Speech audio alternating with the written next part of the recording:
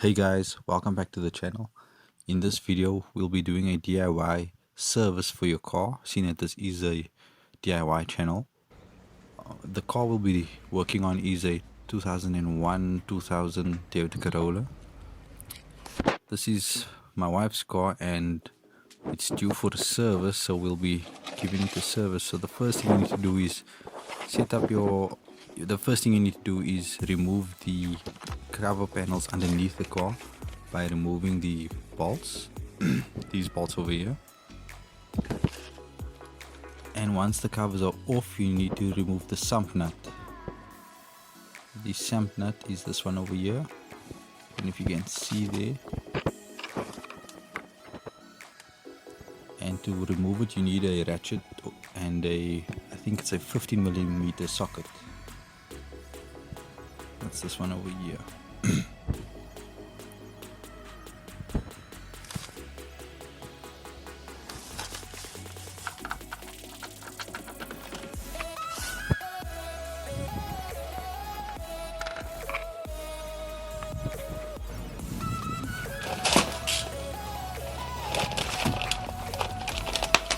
I'm just fetching my ratchet and my socket, putting them together, and we're going to take the sump nut off. We're using I think it's a 2-liter bottle just to capture the dirty oil from the car. So just apply pressure, a bit of generous persuasion there, and once it comes loose, you can once the initial turn has been done, then it's fairly easy to just unscrew, so you can do it there. Screw it loose.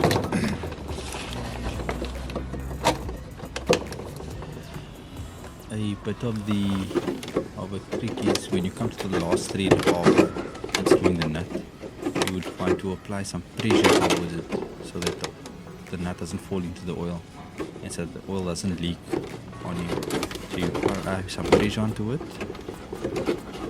Once you feel that it's turning and it's completely loose, you just pull it fastly away like this. Just see here, turning. As you can see now, oil is leaking out onto my hands here. And there we go. So we just let all the oil drain out first. I know normally people change the O-ring which is on top of the nut, but I'll just reuse this one and carry on, so I'm going to let the car drip out completely. So once all the oil is dripped out of the sump, then you can basically put the nut back.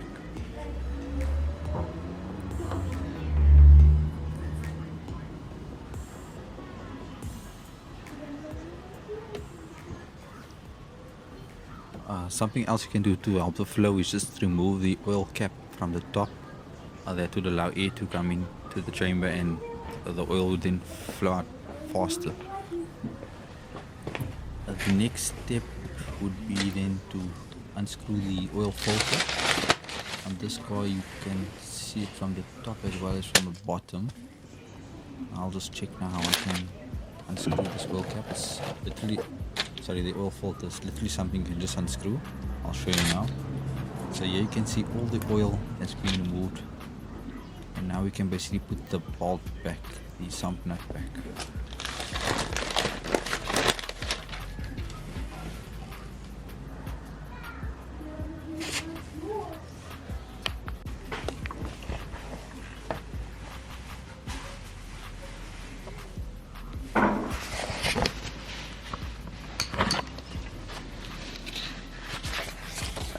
Over here you'll see the oil filter.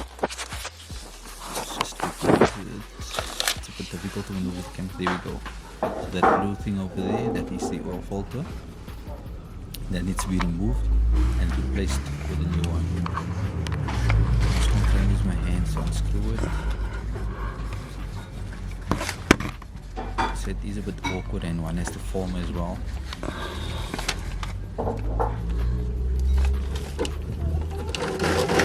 Right from the top. Let's get it tight on there.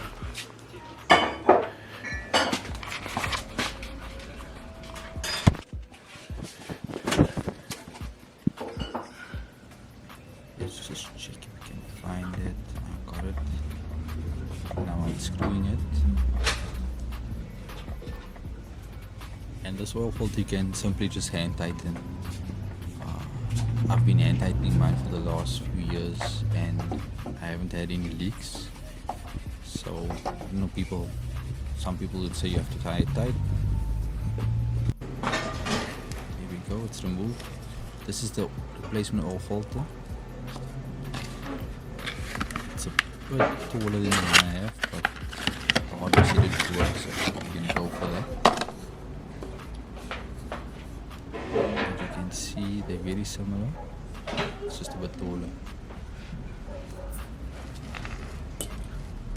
Then I'm just going to try and screw that on. Let's see if I can get it from the bottom.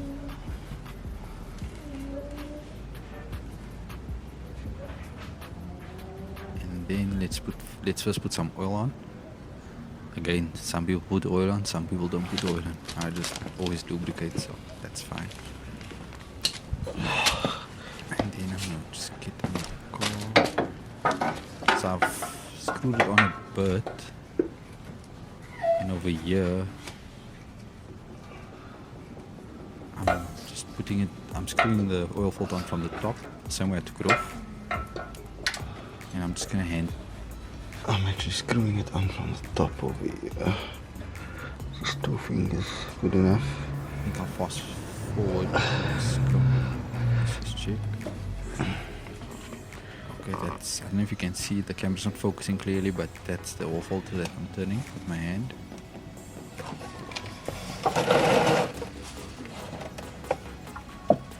And that's about it. That's tightened. So once the oil filter's back on, I'm going to put in the bolt or something. And then we're gonna just hand tighten it. After this step, we're going to fill up the oil and monitor it as we're filling it up.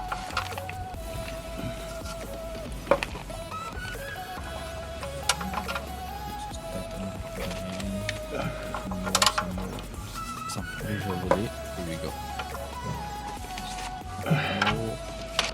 So now we're going to loosen the oil cap and we simply have to fill it up with some oil. The oil we'll be using for this car, because this is a 1.6 liter, we'll be replacing to the, I think it's 20W50. This is a Shell Helix brand. I've always used this brand with the car, so it seems to be okay. Let's just remove this lid over here and then simply pour the oil into the car.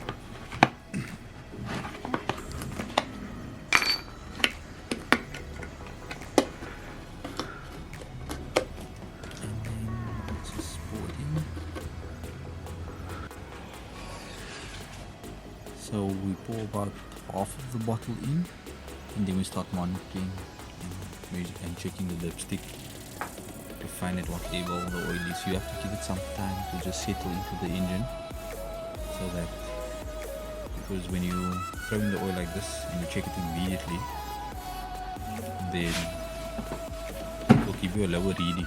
So you have to give it some time so the oil can work through the components of the engine. I'm just gonna do this a couple of times until I'm satisfied that the oil is at just under full.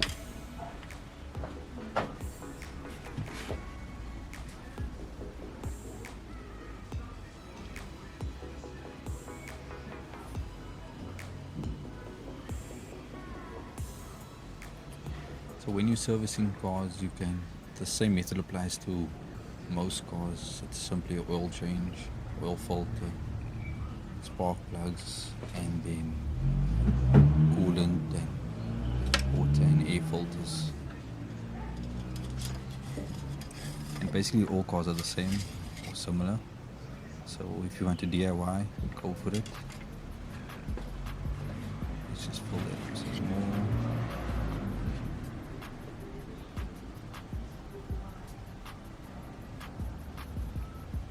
I hope the camera quality is good enough. I'll get the tripod stand soon so that it's not so shaky. Here we go. So now I filled up the oil, checked the dipstick, the oil level is just under full. So now we're gonna swap these spark plugs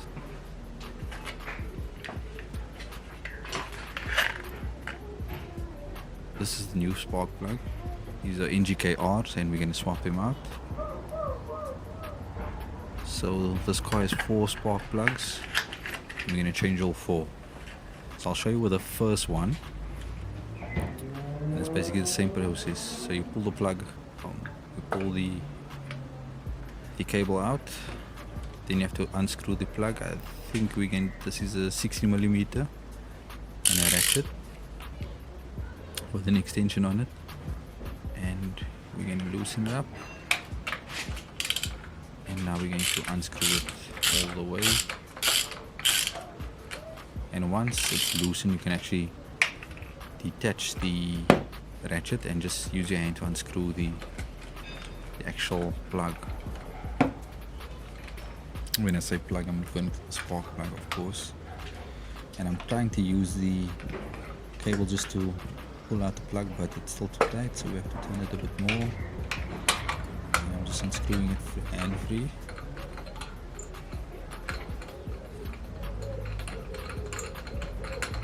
Let's just try again. There we go. These spark plugs have been in a while. This car we just actually bought. So as you can see, the spark plugs, the previous owner obviously didn't take care of it. You'll see the spark plugs, the oil and the rust on the plug. That's quite bad. And what you do is, when you want to replace the spark plug, because these go deep in, you actually need to clip it into this cable over here and then just push it down and then turn it in with the cable and then pull it out, and then the plug will still be tied in, and then you can screw it on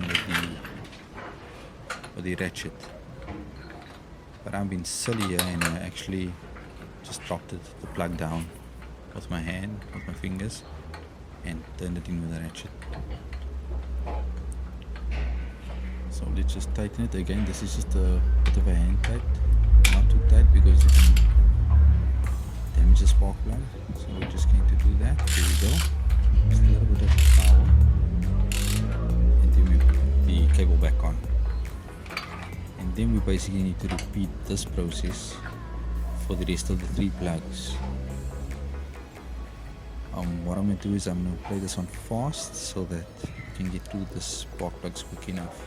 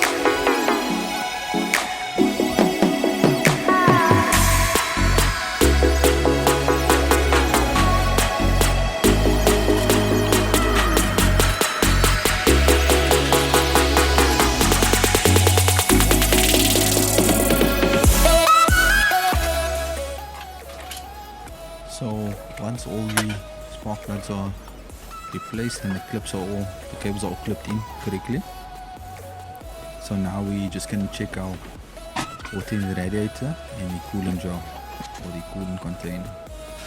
So here's the radiator. You simply need to apply pressure on the cap and screw it. It's a half-hour turn, and then fill it up till the brim. This one seems to be fine. There's lots of rust in here, or in the radiator, so I'll top up the coolant with some antifreeze, anti-rust, so your coolant goes in there, and then your windshield washer water goes in there, and that's about it. Your air filter gets replaced in this box. I'm not going to do that now. I hope you guys enjoyed the video. Thank you very much. Bye.